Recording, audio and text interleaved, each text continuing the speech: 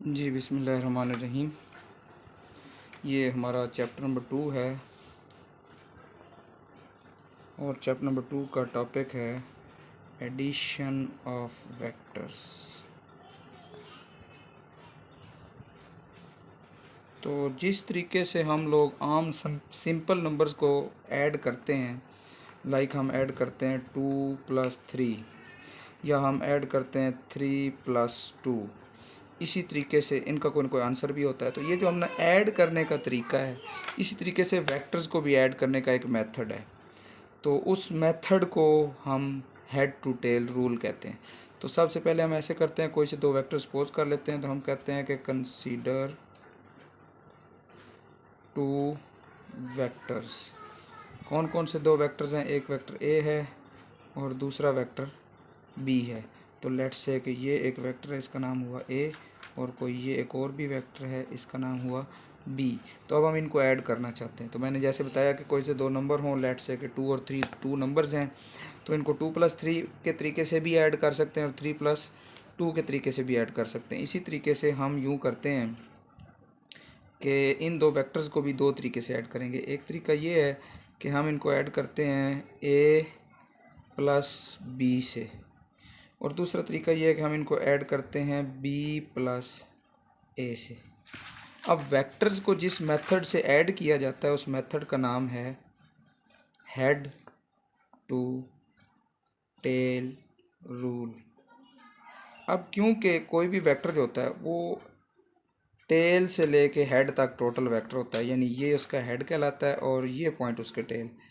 इसी तरीके से ये पॉइंट उसका हेड कहलाता है और ये वाला पॉइंट उसकी टेल कहलाता है। तो ये मेथड बनता है, इन हेड्स और टेल्स को आपस में जोड़ा जाता है और उसके ज़रिए वो वेक्टर जमा हो जाते हैं। इस मेथड को कहते हैं हेड टू टेल रूल। तो हेड टू टेल रूल के लिए हम मेनली इसके 2 ही पॉइंट्स हैं। पहला पॉइंट तो ये है कि अब हमने वेक्टर, क्योंकि ए है हमारे पास, इसमें हमारा पहला वेक्टर ए है और इसमें हमारे पास पहला वेक्टर जो है वो बी है। तो अगर हमारे पास पहला वेक्टर ए है और उसमें हमने ऐड किसको करना है? बी को ऐड करना है। तो किस तरीके से ऐड करेंगे? इसका पॉइंट हम लिखेंगे join the tail of second vector. देखें, इसमें हमारे पास सेकंड वेक्टर बी है और इसमें हमारे पास सेकंड वेक्टर ए है। तो मैं कह रहा हूँ सेकंड वेक्टर की टेल को ज्वाइन करें किस से? With the head of first vector, पहले वेक्टर के हेड से। तो ये तरीका हम किस तरीके से करेंगे कि यहाँ से ये जो वेक्टर है, ये वेक्टर यहाँ से उठाना है, ये वाला वेक्टर, इस वेक्टर को उठाकर ए के ऊपर जोड़ देना है। यानी इस वेक्टर को यहाँ से उठाएं और इस ए के ऊपर जोड़ दें। जोड़ना कैसे है? सच दैट का मतलब इस तरीके से जोड़ें कि the direction does not change, उस वेक्टर की डायरेक्शन चेंज ना हो। ये पहला पॉइंट है। तो पहला पॉइंट क्या था कि दूसरे वेक्टर की टेल उठाकर पहले के हेड से जोड़ दें और इस तरीके से जोड़ें कि डायरेक्शन चेंज ना हो। तो ये वाला जब वेक्टर मैं उठाकर इधर जोड़ूंगा तो ये कुछ इस तरीके से बन जाएगा। देखें, मैंने उस वेक्टर को ऐसे उठाया यहाँ से, इसमें भी वो सीधा ऊपर को था तो इधर भी सीधा ऊपर को है, डायरेक्शन चेंज नहीं हुई। इसको मैंने यहाँ से उठाया और यहाँ पर जोड़ दिया और इसकी टेल को मैंने इसके हेड से जोड़ दिया। तो ये जो मेथड है, ये मैंने कौन सा वेक्टर बनाया? ये वेक्टर मैंने बी वेक्टर बनाया। तो ये जो मेथड है, इस मेथड को कहते हैं हेड टू टेल रूल। अच्छा, ये तो वो था जिसमें हमने ए में बी को ऐड किया था। अगर हम दूसरी साइड पर देखें, बी के अंदर ए को ऐड करना चाहते हैं, तो अब इसमें फर्स्ट वेक्टर हमारे पास बी है और सेकंड वेक्टर हमारे पास ए है। तो हम क्या करेंगे? इस ए वेक्टर को उठाएंगे, इस तरीके से उठाएंगे। किस तरीके से उठाएंगे? सच दैट, इस तरीके से उठाएं कि the direction does not change, कि डायरेक्शन चेंज ना हो। तो इस वेक्टर को उठाएंगे और इसकी टेल को लाकर इसके हेड से जोड़ देंगे। क्या कहा था? सेकंड वेक्टर की जो टेल है उसको फर्स्ट वेक्टर के हेड से जोड़ें। इसमें फर्स्ट वेक्टर कौन सा है? बी। तो बी के हेड से ए की टेल जोड़नी है। तो ये कुछ इस तरीके से बन जाएगा, ये हमारे पास बन जाएगा। तो ये जो हमने ऐड किया है, इसमें हमने बी में ए को ऐड किया और इसमें हमने ए में बी को ऐड किया है। तो ये हमने पहला पॉइंट इसका अभी हमने समझ लिया है।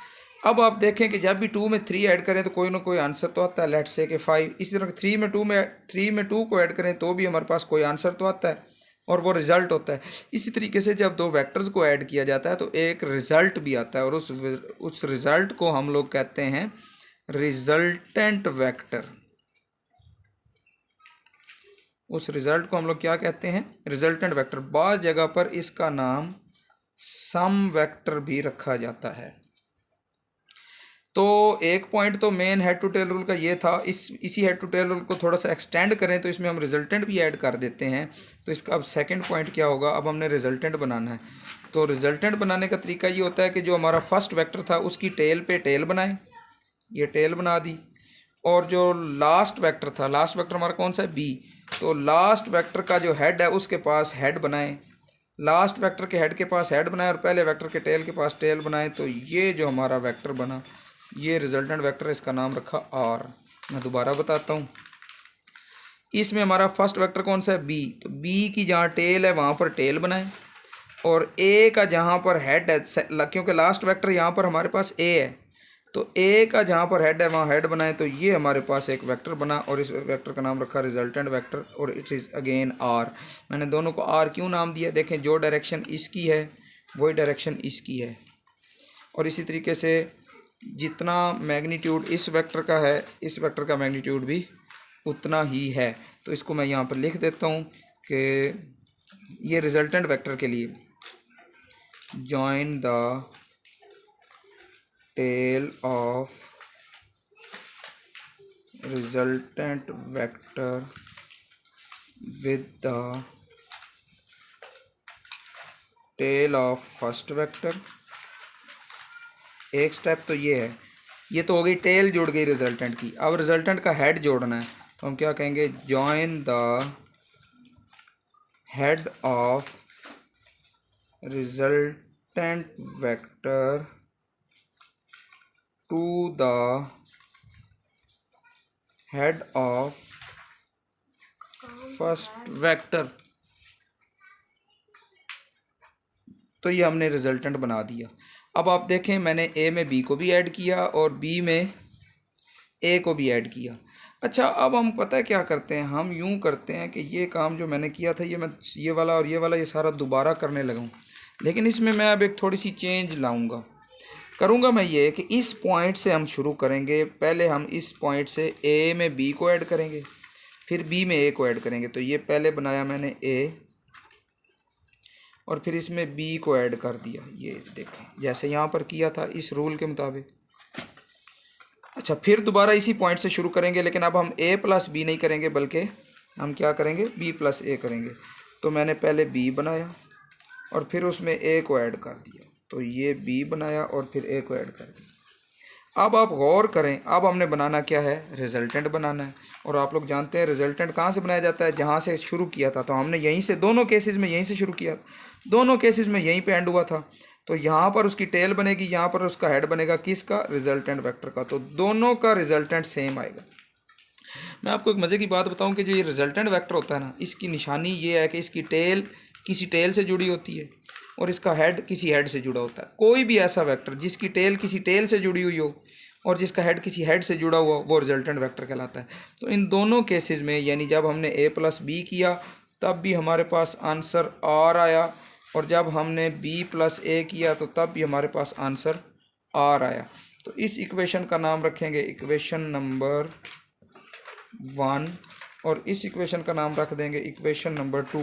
तो हम लिखेंगे कि फ्रॉम इक्वेशन 1 एंड इक्वेशन 2, इन दोनों इक्वेशन से हमें क्या पता चला कि चाहे ए प्लस बी करें या बी प्लस ए करें, दोनों सूरतों में ये इक्वल आते हैं, इनका रिजल्टेंट सेम आता है।